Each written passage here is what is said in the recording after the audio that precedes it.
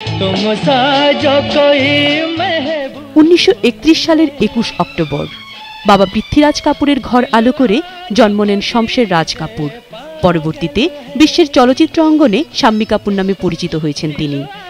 পারিবারিক পরিমণ্ডলে চলচ্চিত্র সংশ্লিষ্টতা আর সাংস্কৃতিক আবহ চলচ্চিত্রে শাম্মী কাপুরের আশাটা যেন ছিল সময়ের অপেক্ষা।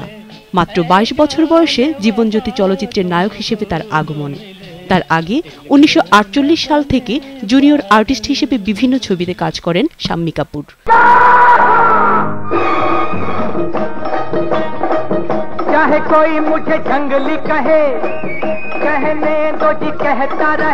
অভিনয় জীবনের শুরুর সময়টায় তার অনেক ছবি মুখ থুবড়ে পড়েছে, কিন্তু সে ফ্লপের ইতিহাসকে ঢেকে দেয় 1957 সালে অভিনীত তুমসে নেহি দেখা ছবিটি।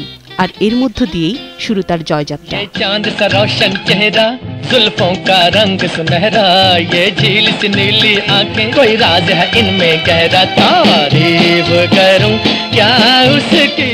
তারপর এক এক করে কাশ্মীর কি কলি, রাজকুমার, জানোয়ার, অ্যান ইভিনিং ইন প্যারিস আর জঙ্গলির মতো বক্স অফিস হিট করা ছবি উপহার দিয়েছেন।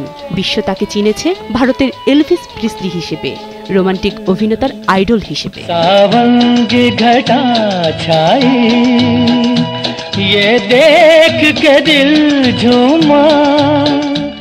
নায়ক হিসেবে তার শেষ হিট ছবি আন্দাজ।